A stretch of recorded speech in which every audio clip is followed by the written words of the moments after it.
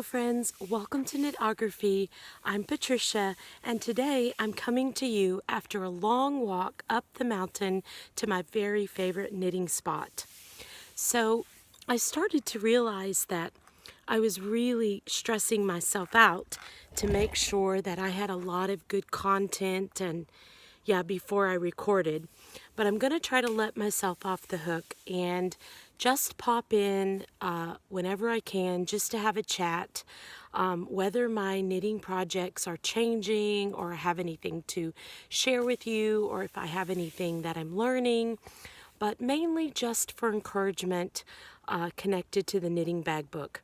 We're approaching week 4 and it's going to be really up to individuals whether they keep it going or not.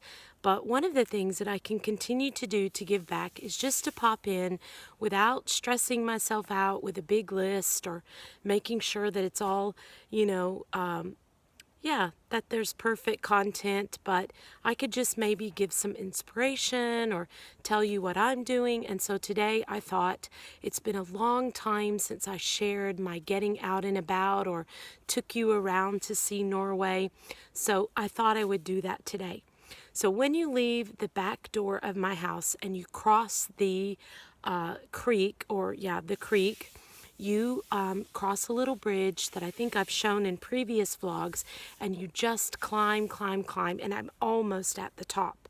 And when you reach the top, it's a really marshy, grassy area with its very own little lake.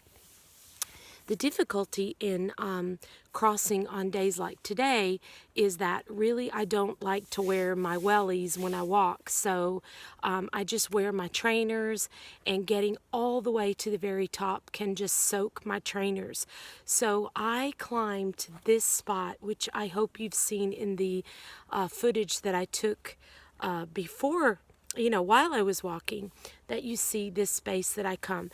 And almost every weekend with my children when they were small, we came here. This is a little sloped rock area, and my kids love to climb it and roll down, and we have a lot of memories from just this spot. So Emma Grace and I often, she still really loves to climb here. It's about a 30-minute climb up, straight up, straight up, and you really get your heart. I mean, your breathing is heavy and you can't hold a conversation, and we like to take it as fast as we can and then get to this spot. And right now, the only thing that's here is the wildflowers and there's colors changing a little bit around me. And I really thought that I heard some rustling. And the moose are active, and you might have seen that on my Instagram feed. But we've been here before and seen a mama moose with her 2 calves. I think they're called calves in here before. So you can see all kinds of deer, and we have fox, and this is a wonderful spot because they're up high around the water, and the roe berries are out. I'll try to get a little footage of that also. So this is my favorite spot. I'm not going to worry about editing or making sure that this is I'm just here. So I wanted to say that this has been a really stressful week for me. I've had a lot of work, and once you get your routine settled at school, then you really get in and you're working, and then a lot of questions come, and you've got to settle the families in, and now it's parent conferences in the coming week. So this has been a really important week for me to reflect on how things are going. And I don't know what happened, but on my jumper I lost my focus completely, and I knitted the the first decrease, you know, on the one side of the stitch marker, and then I knit around and forgot to knit the, you know, do the other decrease, and I tried on my sleeve and I thought, gosh, this is really big. It doesn't feel like it's, or it doesn't seem like it's getting, you know, that it's decreasing in the proper way, and of course realized what I had done. So I had to rip all of that back. I had an evening to myself yesterday, and all of that knitting was for naught. Just, you know, I'm just looking at it as a way of being alone and having a meditative time. There is a positive to it, but this morning I had to rip it all back and, yeah, start it again. So I did start again. Today on my hike, I always bring something on my hike to have some moments of knitting in the quiet, in the nature. And this was the bag that I talked to you about last week. This is really the bag that I use for my sweater. But I just popped that right out into my bucket bag that I showed in the last vlog, and that's sitting for me on the weekend. And then this one is really what I'm using to travel. This is another bird legs bag. This is the larger bag that she has. I think there's a medium bag, and then there's that small sock bag, which I absolutely love. And there's always this little pull that matches. That's one of the things that I love. You know, you see here the navy, and then this to represent the sunflowers. And sunflowers are my absolute favorite flowers. And inside is a beautiful corresponding fabric. I love this bag so much. There's the handle, and then inside I have my instructions, but I have my Isle of Purbeck shawl, and I'm on clue number 3. There's not been a lot of knitting on this, but I've made some progress in the evenings. If I just did one repeat, and then you have a rest row, and then there's another lace row within this. I don't know if I mentioned that the last time, so I'm really enjoying that. And it is so simple that you can take it along with you on a hike. So I'm enjoying that very much, and I have it in my Norwegian field bag, just coming up the mountain. And when I come up the mountain, I don't really bring a water bottle because I just drink right from the creek.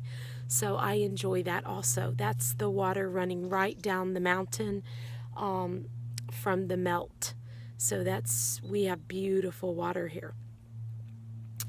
So yeah, so this week in my knitting bag book, I've just been trying to keep up with my steps.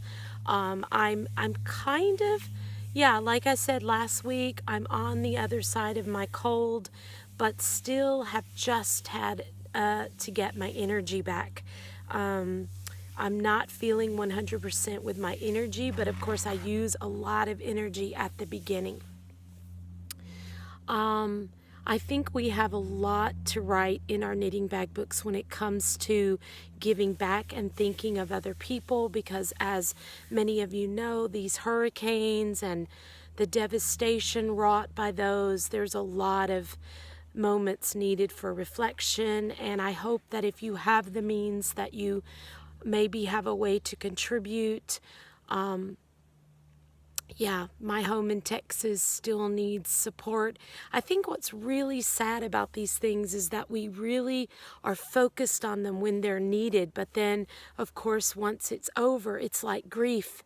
You know, it's those days after, you know, everybody, you know, gives or whatever. And then, you know, then those people are still living it, and yet we're moving on with our lives. So for me, it's often that time when I want to really be focused. I want to think about it when it's not still in the news. You know, we've moved our focus away from Texas, and now our focus is in the Caribbean and Florida, and yet the people in Texas are still suffering. So, you know, we've got to remember to go back and make sure that those needs are met, and make sure, you know, it's going to happen to the people in Florida as well. Once they're, you know, hopefully out of the woods, then of course the next step is going to be the days that they're coping and we've moved on with our lives. So, yeah, those are the things that we want to keep in focus. And I just have a little, in my giving back section, I want to remind myself not to forget. Is there something I can do? Is there someone I can reach out to? That's the beautiful thing about Instagram. We know people from these areas, and even though, there's not anything I can do with my hands right then and there, I can still send a message to say, I'm thinking about you. Is there something I can do? And we'll want to keep doing that for the people of Florida and, the people in the Caribbean that we know. I hope it's going well with your knitting bag books. I've really enjoyed the messages this week. People seem to be finding a way, and as I told you, it takes 30 days to really create the habit. If you've made the habit, I think you're going to stick with it, even though the knit along, that we're not having not official and not having official prizes and things like that. I do have some wonderful prizes for week 3 and 4.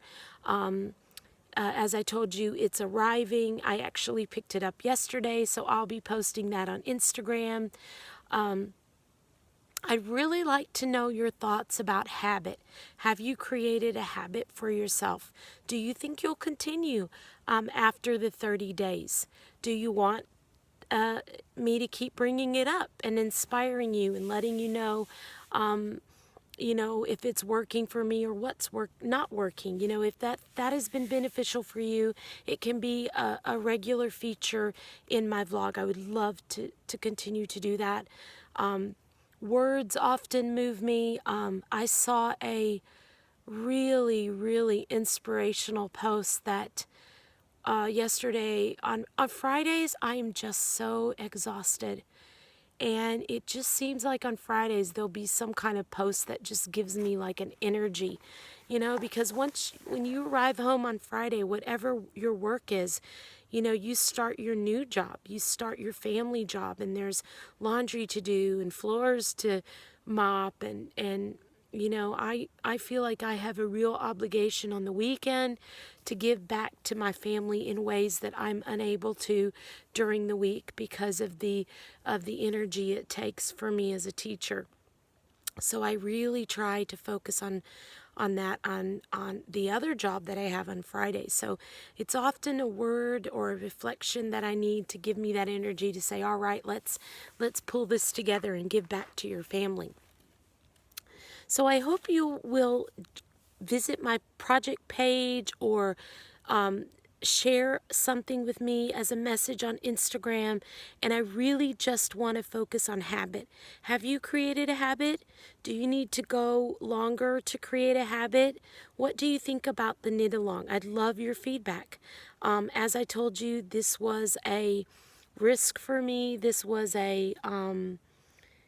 this took courage because I know that it's not typical. I know this is unusual.